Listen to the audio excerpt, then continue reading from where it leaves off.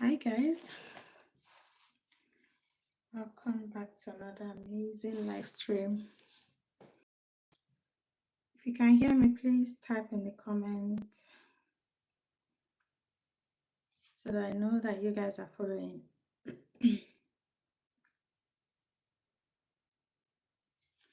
So due to recent news I've received from some of the subscribers, it became a burden to me to talk about CV, UK charity CV. So I want us to discuss about it today. You can share this live stream to others that are not here because it's going to be an interesting one. We're going to look at how to create outstanding CV for charity work. So for those that want to still travel via that route, I want to make sure that we are all on the same page. If you can hear me, just type in the comments. You can see 4 people are here now.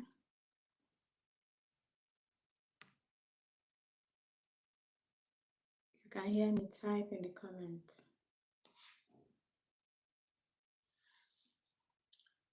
So it's currently set for just subscribers. I don't want distraction.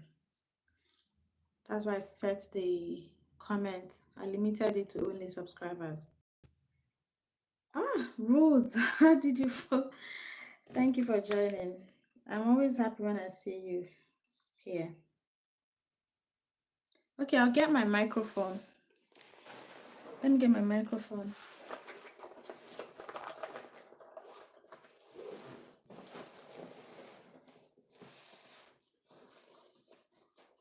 Abdul, thank you for joining.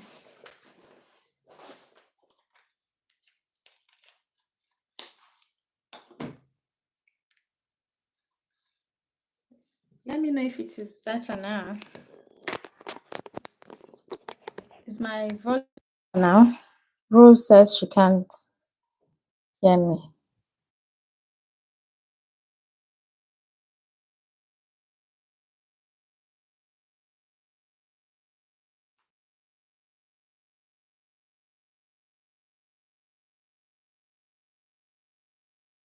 We're not talking about that here today. Thank you, Winakani. We're not talking about that today. We're talking about CV template. How to write outstanding CV. That's what we're looking at today. Okay, thank you, Karen. So one of our subscribers reached out. So the person has progressed on this charity thing. So one of the charities we discussed in one of my videos came back to him after 3 months and they wanted to continue with him. But at some point he got everything ready. He got his what's this thing called? He got his bank statement ready. He's done a lot of things. So but it's sad, it's really sad that they couldn't continue with him. So but I think I'll share that by the end of this. If I remember, I'll share. It will be like a bonus tip for you guys so that you don't make same mistake. But if it is going through that route, it is still very possible and it's the cheapest so far. So, and I've also seen people ask me about CVs, these UK charity CVs. Yeah, instead of just responding to one person, why not just do it? So in this live stream, we're going to be looking at each section.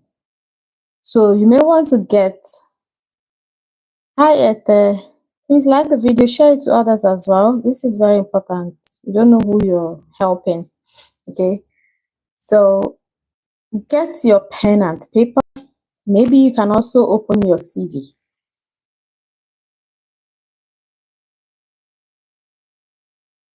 open your CV, if you have it in your iPad or whatever, your computer or your other phone, open it and be going through it.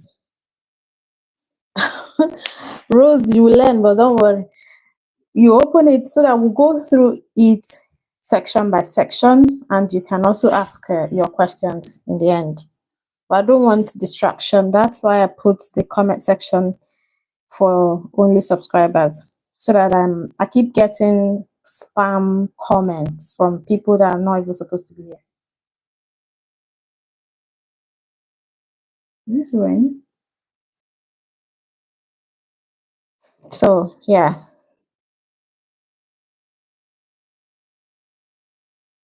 This is serious. So let's continue.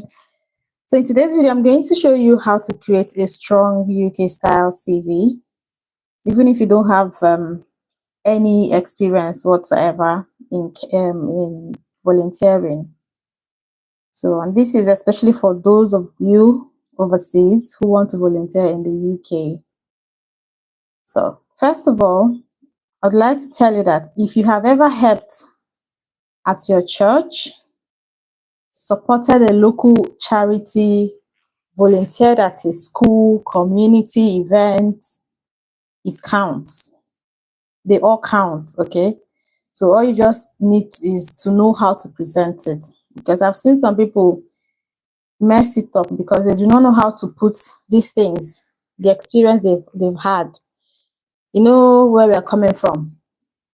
We don't have this kind of charity that they have here. So there are things you're doing over there that is counted as a volunteer position, but you do not know. Okay, so if you have helped in your church during, some churches do feast. I remember growing up, I used to be an altar girl. I used to teach during Christ the King and all of that. Teaching children is part of it. So yeah, if you've had this experience, you need to include it in your CV. Thank you, Rose. You need to put these things in your CV. So I said, instead of us, we've been having lots of, I've released so many videos on charity organization. I'm trying to create a playlist for them, especially UK. But one thing or the other is limiting us.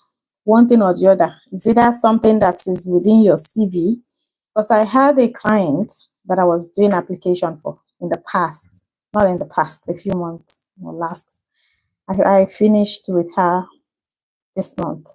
So she later told me that when I asked her what CV have we been using, she now said, "Is my care CV." I'm like, what? And you didn't even tell me that we've been using your care CV to apply for charity organizations. It's not the same. It's really not the same. Okay. So if you had experience in fintech, in construction, I don't know how that will help you in your charity visa pursuit. So this video we're doing today is really for those with no experience.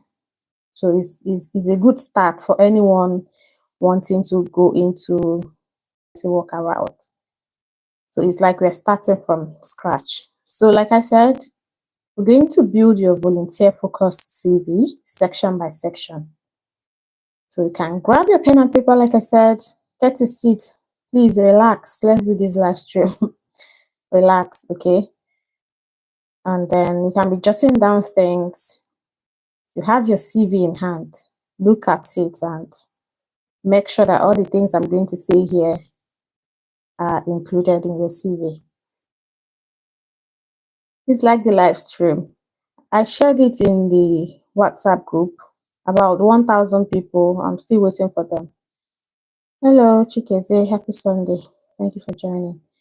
So the first section, Rose, forget your own self. The first section, you guys know the section 1 of your CV is going to be where where we call or what we call contact information. So at the very top of your CV, you should include your full name, your phone number with the international code, +234 +237 plus anything. Then your professional email address. So you might not have a professional email address if you haven't worked before, but your name is your professional email address. So many people have their email addresses as God's love, chief of this, chewinggumgirl@gmail.com, and all of that. It is not professional. Your CV, your email address should carry your name. I didn't even when I was younger, my first email address had my full name, my second and last name on it. I didn't even know these things back then. So when I've seen people who send me email and they're sending me special@gmail.com. You're using the same CV to apply for these jobs. It doesn't make sense. So look at your email address. You can always create thousands of email addresses. So if your email address carries all those chic and God's love, babe, and all of that, change it. Create another Gmail account today. Okay. So that one is, how many points have I given? I need to know if you guys are following me, so that I don't. It's not like I like sitting here. I prefer to make my videos, edit and post, than sitting here on live stream. So I need to make sure that you guys are following. If your first section, your contact information, you need to make sure it includes your full name, your phone number with the plus code. Because if you just put 07047 this and that for like a Nigerian phone number, you put it that way, and then if they start calling you, they will not reach you. They can't reach you with 070. It needs to be +2347. So make sure your number there has your country code. Rose, you're the only one that is replying. I don't know. I don't know where others are. Okay. So after that section, we've talked about, I just have to keep repeating it. We've talked about your full name, phone number, your professional email address. Then your LinkedIn is optional. Why I say it's optional is because if it has nothing to do with you volunteering and doing charitable work, please forget about it. It's always optional. Your social media profiles are optional. Don't put your Facebook when you're doing other things there. Don't mess the application up. If your Facebook does not tell them how kind-hearted and all of that you are, don't put it. Just avoid it. Okay, it's optional. Then yeah, let them be sleeping now, but once I'm done, I'll go off. So the example there is, I put my name Delphine, I put my surname, then I put my contact details as +234 example +234812345 and all of that. And then I put my email address, and if I have a LinkedIn account, I can put it. So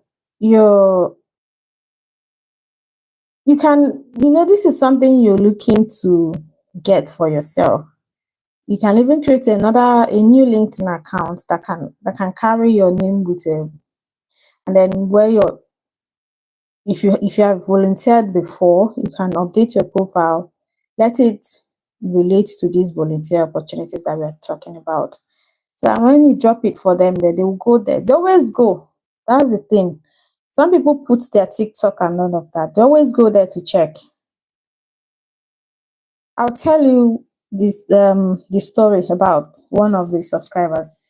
I'll tell you a little bit about it by the end of this live stream. they'll go and check it, and then you will mess yourself up. So we are done with section 1. Are we following? That's section 1. Moving on to the section 2, which is going to serve as your personal statement. It is also called mission statement. Okay. It's going to be a short introduction about who you are, what motivates you, and why you want to volunteer in the UK. So, for example, I am a compassionate and reliable individual with a heart for service and community. I have volunteered in various roles, supporting vulnerable people in my home country, and I'm now seeking to contribute my time and skills to a UK-based charity. I bring strong teamwork, communication, and caregiving abilities, and I am passionate about learning and helping others. So you have to keep it short and no more than 5 lines. Okay, this is going to be your personal statement. Just make it short and hit the nail on the head. Hit the nail on the head. I see people writing there in this personal statement. Hi, Kimmy. I see people writing in the personal statement area, contributed this, contributed that. I brushed the patient's teeth, and that is where their people that have done care in the past. That's where they bring it in. Listen to the patient, clean the patient. So like I read it out here. So hi, Mike. That's how you're going to write it. Hi, Kenny.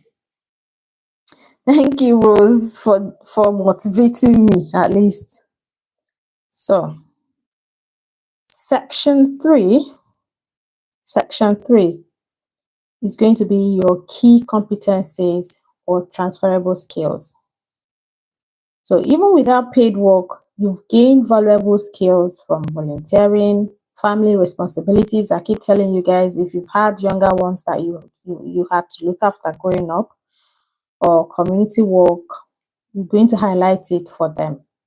Okay, if you have looked after your nieces or your nephews, or you are the oldest child of the family, you had to look after your younger ones growing up, you lived with your grandma, you looked after her, and all of that. So example can be strong communication. You're highlighting, you see, for your key competencies or transferable skills, you're going to highlight.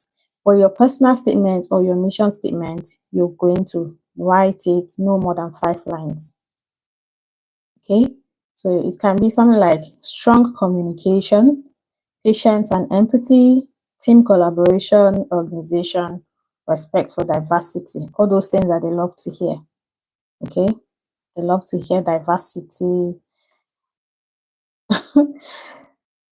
Hi, Mike. Are you coming from my other channel? So we're going to use skills that match the type of volunteer work you want to do, like care, support work, community outreach, or fundraising. So in the UK, they have care, they have support work, they have community outreach, and they have fundraising.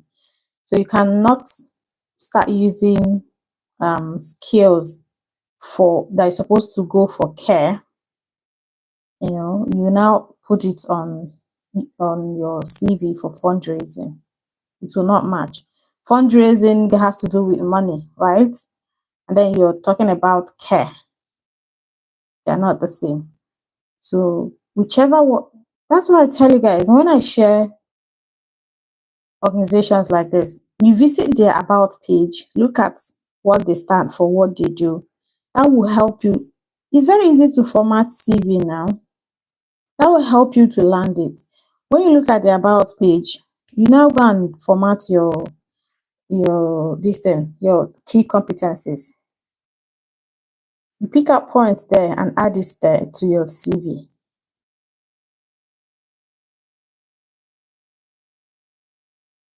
Am I making sense, guys?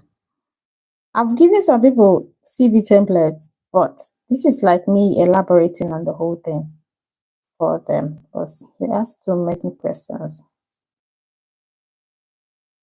Okay, now we are looking at section 4.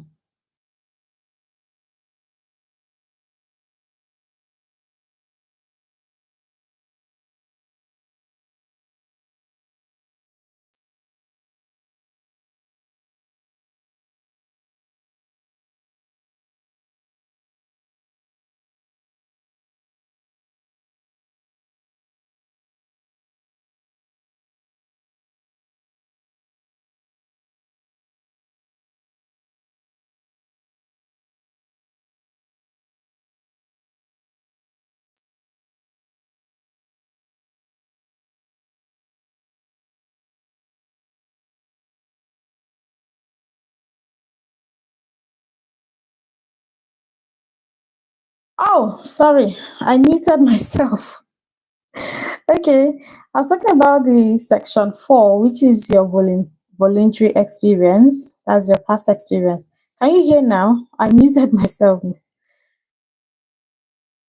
Okay, so this section is the most important part.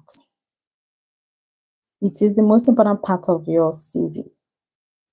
But because I'm talking about how to create a CV with no experience in volunteering, I'm going to show you how.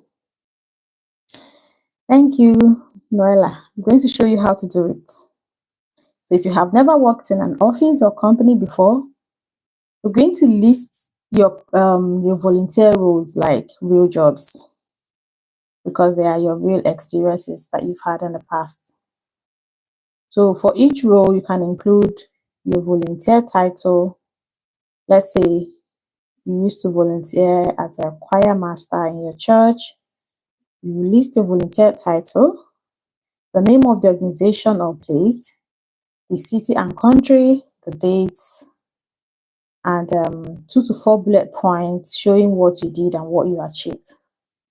Okay, so for example, now you can write volunteer community support worker, city church food bank, Lagos, Nigeria. Then you put the date, the year you started and the year you ended. If it is still present, you can put it till present. So you can put, let's say, March 22nd, March 2022 to December 2023. You now say, assisted in distributing food packages to over 300 families during weekly outreach. You helped organize donation drives, collecting clothing and supplies for displaced people, supported elderly visitors with form filling and friendly conversation, created a welcoming environment that encouraged regular attendance. Okay, if you have volunteered in more than one place, you will repeat the same structure for each of them. So let's say you were an usher in your church, you can put that. So you use it. Thank you, Ruth. So you will use your ushering service you performed in your church as your past experience. You put it there, put the name of your church, the city of your church, the state, and Nigeria or Accra, Ghana. Okay, then the year that you did it. So if you have done ushering, you've done choir, you were an altar server, you've held 3 positions.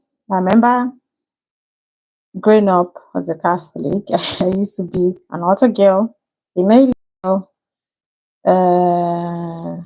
which other one? St. Anthony of Padua, all of them.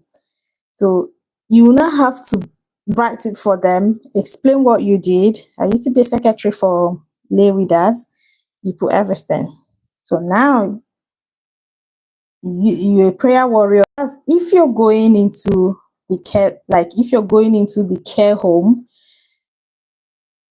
This is everywhere now. If you're going into a care home to care for people with disabilities, you can use the experience you had looking after your family member, your grandma, maybe when she was old, or you're still doing it now. Okay.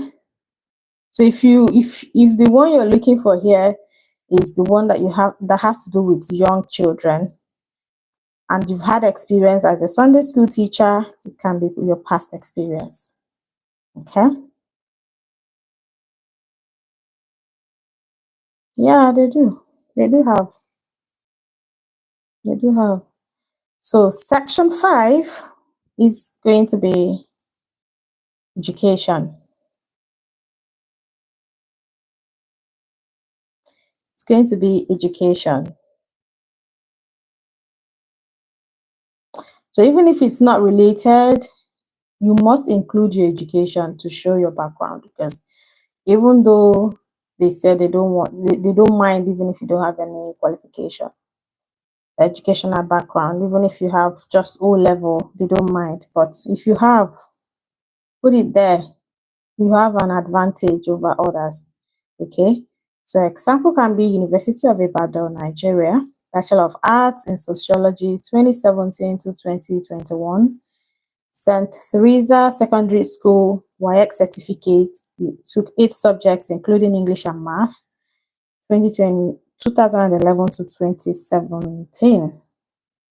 Then, if you've completed care training, first aid, or safeguarding workshops, include those too. So if you're yet to get your, who is asking that? You're getting different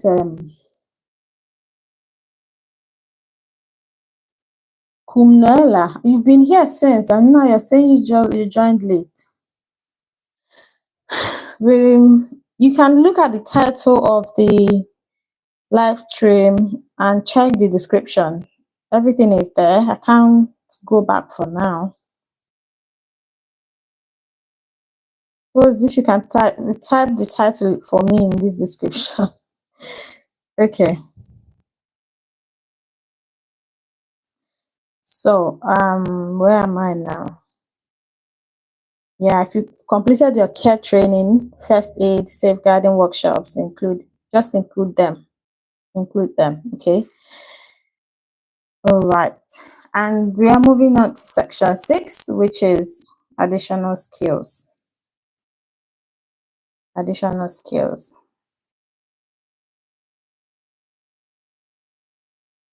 This section is going to show your practical skills.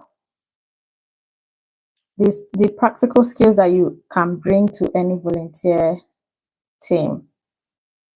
It's going to be a practical, or it's going to show your practical skills.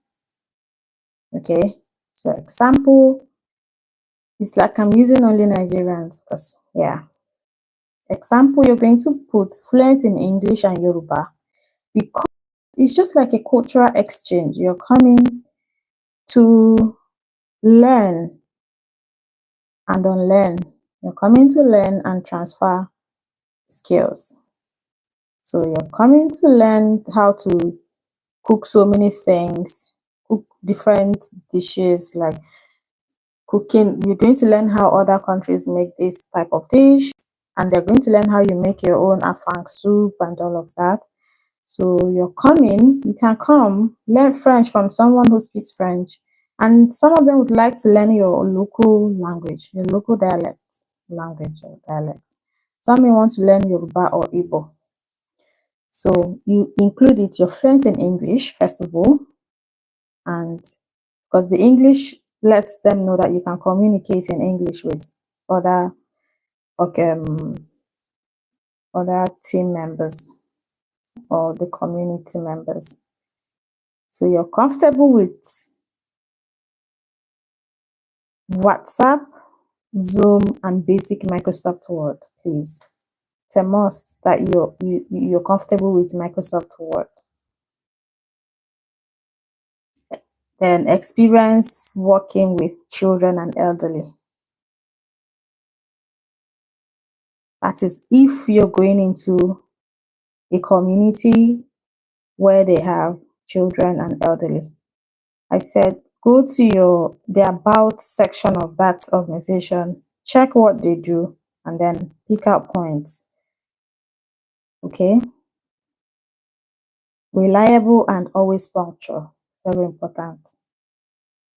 And you can add anything else that you feel fits the role you're applying for. And we are moving to section 7. This one is always very difficult for some people, which is your hobbies and interests. So this part gives a little insight into your personality and helps recruiters see the real you. So for example, you can't say, I enjoy monitoring young girls in my community, organizing choir practice at church. Sorry, not monitoring, mentoring. I enjoy mentoring young girls, please. That's if I'm saying if you're a lady for this one, because if you're a man now and then you say you enjoy mentoring young girls, it now looks somehow. So if you're a lady, you can't say, or you can remove the young girls and say, I enjoy mentoring children, which can include boys and girls in your community. Okay? Can be a charitable work you do in your community. Oh no, things have changed now. When we were kids, we used to gather. Me personally, I used to gather children. I had a small blackboard where I used to, teach them what I know and what I don't even know on the board. I used to teach them how to dance back in the days for block rosary thing. Okay, so you enjoy mentoring children, organizing choir practice at church, and writing short poems. You also enjoy learning new cultures and hope to gain more experience in the UK. Okay, so I don't know how many times I've said this in my videos. Choose hobbies that show energy, compassion, or a team spirit. So don't choose hobbies that I love. Let me think about hobbies that people like to choose randomly. I love singing. I love dancing. I love swimming. So take for instance, you're going to a home, a community where they have disabled people. All you care about is you love dancing, you love swimming. How are they going to dance this dance with you? So let your hobbies show energy, compassion, and a team spirit. Okay. Then we almost getting to the end. Okay. I'm going to give you a final tip before I start taking questions. The final tip I'm going to give you guys.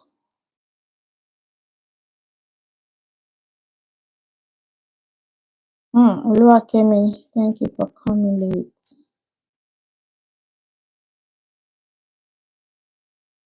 Hello. So some tips I'll give you guys for overseas applicants. You guys are overseas applicants. So you're going to mention if you have any plans to travel to the UK, or if you are looking for a charity that can provide an invitation letter or visa support.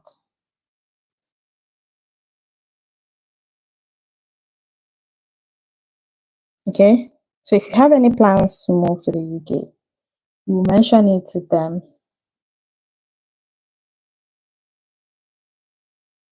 If you're also looking for a charity that can provide an invitation letter or visa support, you can mention it to them. So I've seen people that are just looking for invitation. They're not looking for visa support. They're willing to do everything. So you can reach out to organizations, ask them, tell them how passionate you feel in helping others. Let them offer you invitation. That's all you need.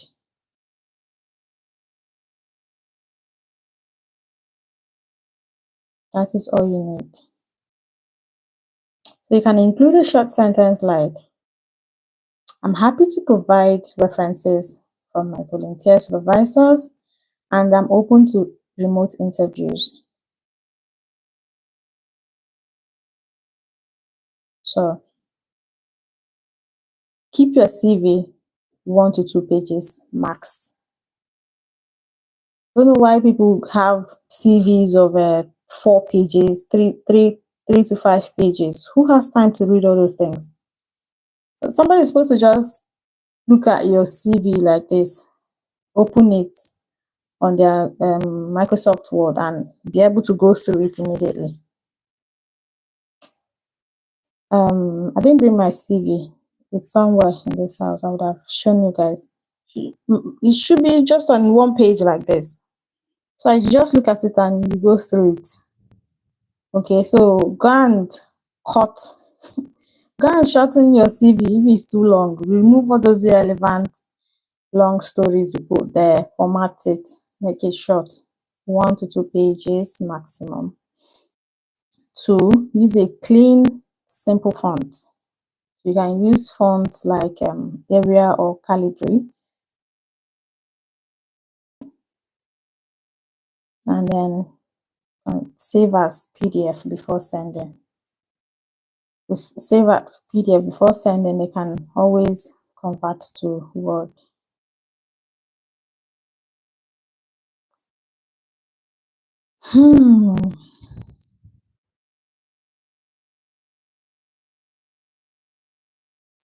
So what's come to us, you can go online, search for UK Charity CV template, download it,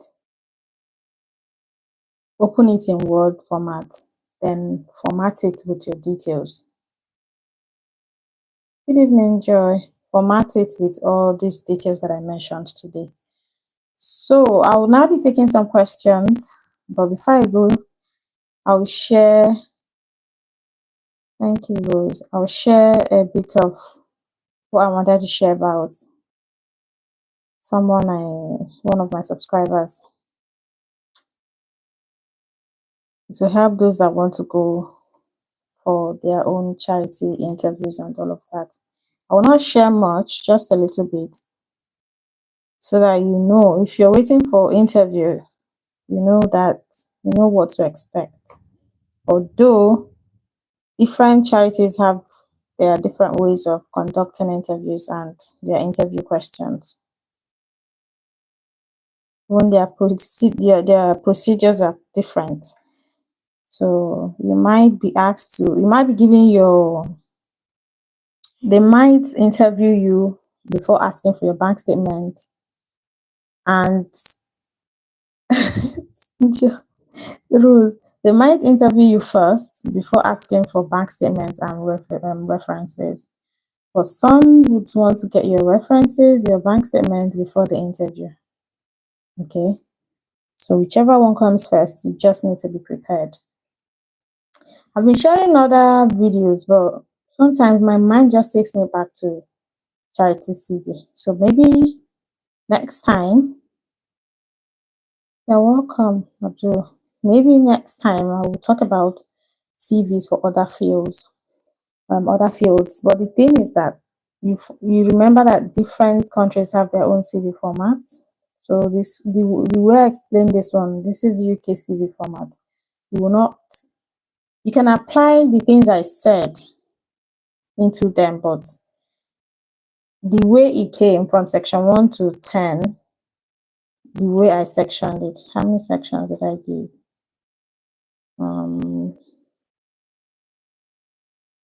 Section 1 to 7. Other people, their own stats. Hello, is it Sawe? Yeah. So, and then you guys know that Canada have theirs, Australia have theirs, USA, they have theirs, and European countries have their own as well. Ngozi Stella. We've done 40 minutes before you joined. How do we start? We can always watch the live stream now. So I'm trying to get that thing. So this my subscriber has gone so far. He has even gotten his what's that thing called again? His bank statement. We're just hoping until he did his interview, and then they got back to him and said it was good to speak with you yesterday. Thank you. Unfortunately, of course, you guys know that unfortunately is not even a new word for these people. So if you have gotten one, don't be tired, don't get discouraged, because you even get more until you get what you want. So they said, unfortunately, we will not be continuing with you. You answered many of the questions well, but there was a lack of realism in your answer to the question concerning life on community. Is not always easy. Then I realized this will be a disappointment to you, and the decision was not taken lightly. Please be assured of our prayers as you continue to seek God's will in your life. This person has done everything, So he did not. He answered all the questions asked, but he didn't answer one the way they wanted it, and that was the end. You see what I told you guys? First of all, have to start from your CV. That your 100-page CV. They have to even start from there.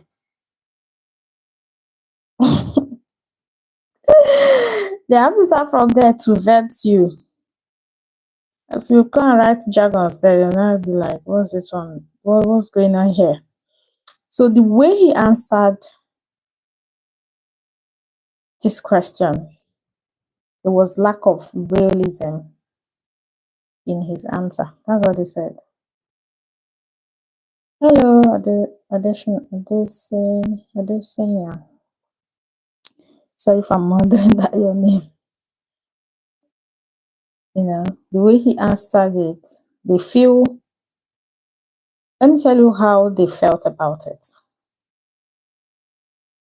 There was a lack of realism in your answer to the question concerning life on community is not always easy. So they asked him, the question was, life on community is not always easy. And then how he answered this question made them question, is this person coming here to do this volunteer role, or is this person trying to use this opportunity to japa? You get? So that's basically it. The way he answered it, he wasn't convincing enough to them for them to understand that he actually has passion for this thing. So there was no passion in his answer regarding life on community is not always easy. So let me know your thoughts. If you're asked this question, life on community is not always easy. They're asking you, how would you cope since life on community is not always easy? Let me drop your comment below. How would you answer this question? I need to see you guys comment. Everybody, I want charity visa. I want this. If a charity calls you and asks you, life on community is not always easy, tell us how you answer it. Convincingly.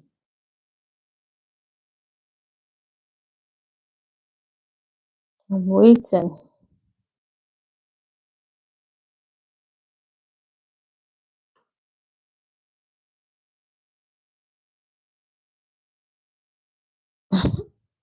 I'm still waiting.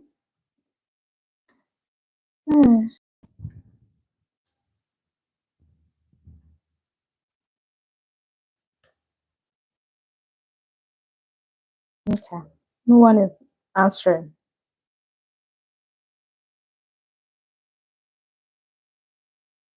So I had this written down. If I were to ask this question, life in a community is not always easy. What I've said, let me read it for you guys. You're absolutely right. Life in a community is not always easy. While being part of a group can offer support, friendship, and shared goals. Oh, Rose has already written something. Life in a community is challenging, but I'm willing to navigate because I believe with determination and real resilience, I can navigate the challenges that comes with living in a community. Okay. Any anybody else? Yes, you tell them about the challenges you meet and how to overcome them. That's not an answer now. What give us an elaborate answer, Abdul Karim. This is like a teaching class. I don't want people coming back tomorrow to ask these same questions. I'm making it clear now. Let me see how you'd answer this question while I continue to read the one I wrote here. So,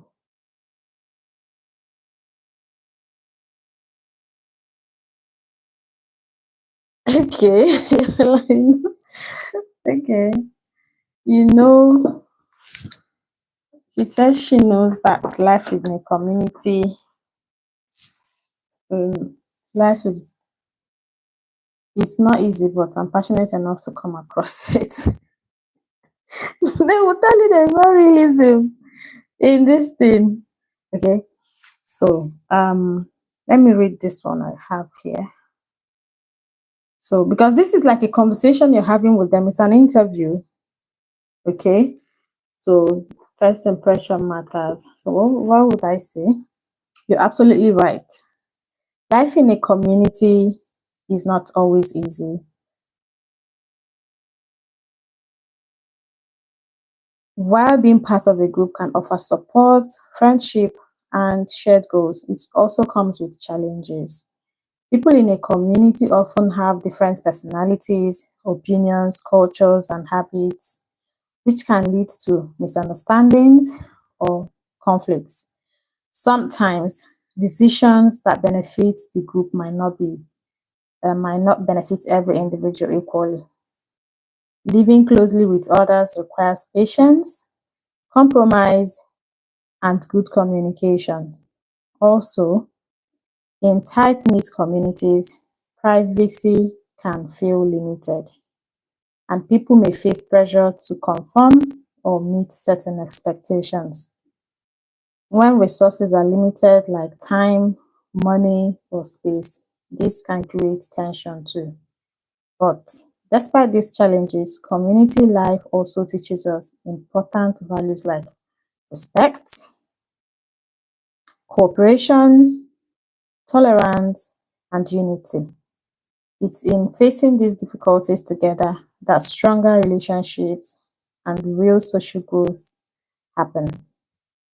So while community life isn't always easy, it is deeply rewarding when people are willing to listen, support each other, and grow together. Okay. So this person wrote, the same way we handle challenges in our workplaces back home, here is the same way I can handle challenges.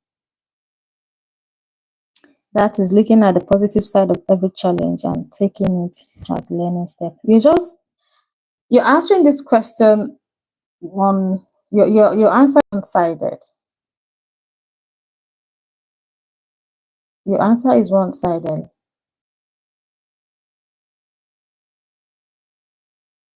The same way you handle challenges, that is the same way you're going to handle it.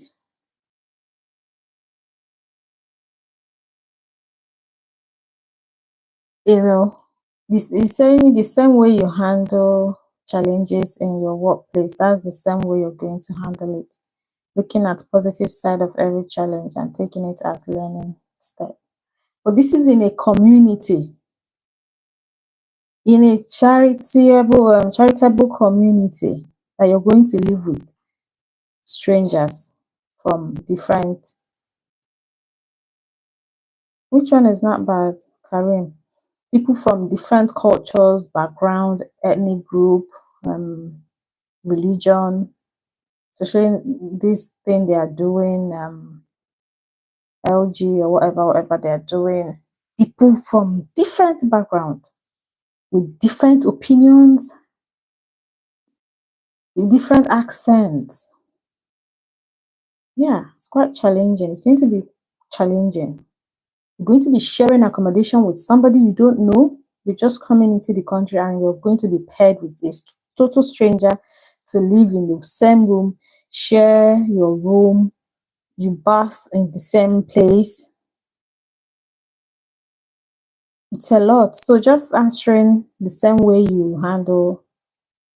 Okay, thank you, Karen. Just telling them the same way it can't be the same way you handle challenges in your workplace because you don't live in your office in Nigeria or wherever you're joining us from South Africa. You don't live in your office. Everything you do with your colleagues ends after 6 p.m. Everybody goes home. But these people are people you're going to be living with Monday to Friday to Monday to for that 12 months. So it requires a lot. And you need to really think about the answer you're giving. Everything is limited. There's no privacy. You can't even, if you're a married woman or man, you can't even talk to your family, to your wife, the way you want to speak to her and you can't even speak that long because you're obviously sleeping in a room with somebody and you guys need to catch some rest. There's no privacy. Anywhere you put your head in that community, you see people. So think about it before you answer. So now that we've known, I think this guy's ordeal has opened our eyes. We now know that there are so many things that we need to tackle concerning this question. So you need to consider all these points that I've given, that you're going to be living with people from different personalities, the people that have different personalities, different opinions, different cultures, habits, these things. When you live with people that are not from, even our pastor was saying, if you want to know women, just put two of them together. Put two of them together. After 24 hours, come back and see. So people you don't know, they put you together as women. How would you survive? Some people are thieves. They will steal your money and still lie about it. That you don't steal doesn't mean others don't. Doesn't So you have to look into all these points before you give them answer. So it's like an expo. If you guys also need coaching, you can reach out to me.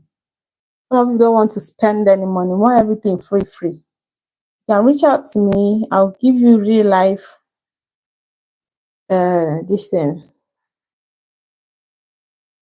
What's it called? Interview questions and all of that. I remember when I was applying for my trying to do my masters, I studied these IELTS that people are taking 100 times. I took it once. Even when I was trying to get my cars, the person on the other end said, how long have you been studying towards this? I said, not too long, because I aced it once. Usually when you're back home and someone from here is calling you with a British accent in a country you've not been to before, it's a bit challenging. So you need to study, go online, that community that has told you they want to proceed with you, go and search about them. See, if you go to Google now and type in interview questions from this charity, believe me, it will come up, because they almost follow the same procedure every time. So these guys won't just pained me so much, because I told him I was going to get some interview questions from Rose. I forgot, and he didn't ask me again. I forgot. Was when he now finished and told me they dropped him. They didn't even drop him because he couldn't provide bank statement, or because they dropped him because of one question that he probably answered the same way I solve it in my workplace is the same way I solve it. They said, nah, it's not real. He didn't answer this thing. The thing you just answered it as if you're saying, nah, let me just get this visa and run away. You know, and go in depth. Tell them story. Tell them what. I will not. Let me. God will forgive me, God. I remember when I was going for IELTS to do IELTS writing and speaking the same day, I believe. And then writing and listening the same. Which other one? The speaking part. They will ask you to tell a story of what? Just tell a story. That story you're telling is for them to see how you're able to express yourself, how you're able to elaborate on that story you're telling. I will not. I told them a made up story in my head about a man, a drunkard that lives on our street and all of that. A made up story in my head like that, and I used that story, and it was spontaneous because they didn't give us hints, they didn't give us any expo, they didn't tell us we're going to ask you guys this or that. But when I heard that, by the time I was telling the story about that man, my time was up. You say, you're done. Your time is up.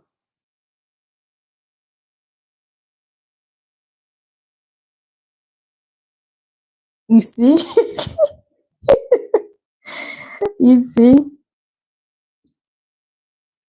So they ask how you're going to cope with six persons in a room because it can be a very big with bunks. How are you going to cope? Most of us did NYSC. We did we shared, how many people sleep in a room or hall during NYSC camping. So you will not tell me you haven't had any experience like that.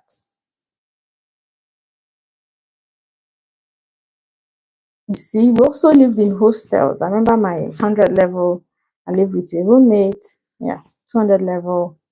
Yeah, the same happened. Well, I think it was in my 300 level, I moved upstairs in a bigger room while we were living with, we were four. But it's a big, it's a parlor. We've all had experiences in different ways, but just that you might not remember at the time. So this video is like opening your eyes now to bear it in mind. They are going to definitely ask you this question: how are you going to cope? So even if they don't put it, life in a community is not always easy. They can't say, how are you going to cope with living with 100 people or 10 people in a room? How are you going to cope with doing this shift? How are you going to cope with doing this? It's the same thing. So I've given you this now free of charge, or free of charge. You guys don't even like my video. You don't even send me up good, even if it's thank you anything there, nothing. So this is an expo. Go and work on it if you're expecting to do your interview anytime soon. Work on this topic. It's very important. This question, you see it in different ways. They will coin it in a way, but it's the same thing. Okay. So I wouldn't say you should carry all the things I read in your head, but find a way to shorten it, make it make sense. Make it make sense. Like that person saying the way you solve problem in your office is the way you solve it. How? How are they related? Hmm? So Um, in the absence of any further questions, we're going to be ending this live stream. I think I've done a lot. It's 1 hour already. Go and work on your CVs first.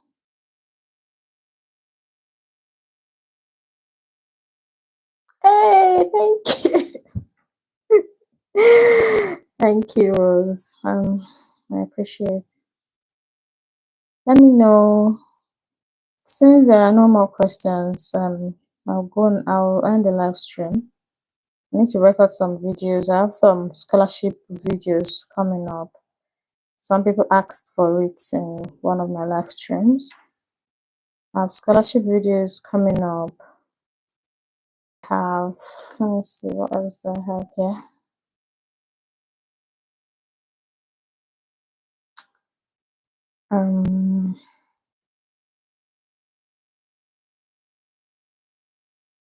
I have scholarships in Canada. I have in Europe. I have fellowships, fully funded fellowships. Exactly, they love real life examples. If you like, talk from here to next year. If there is no if you did not put it into a real life example, they won't even listen to you. It has to be. You have to put it in a real life. Let's say you've had it before, but put it in a real life example to make more sense to them. Okay, Rose, it will make more sense. Put into a story what happened to you, how you managed it. You know, they'll really love it. You got it. Swear, sorry, I don't know if I'm pronouncing your name properly. But yeah, you got it. They love you to put it in a real life situation. How you've lived, how you managed living with 100 people, how you coped with them, all those things. That's just what they're looking for. They're not looking for these things you're saying, you solve problem, the way you solve problem in your office. Office is 9 to 5 now. You know, office is 9 to 5. You finish and go home. It's not the same.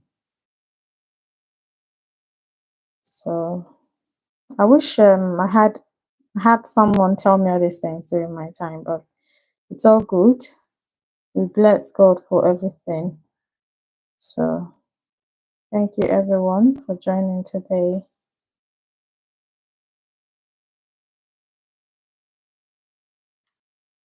Thank you, Rose, for always showing up.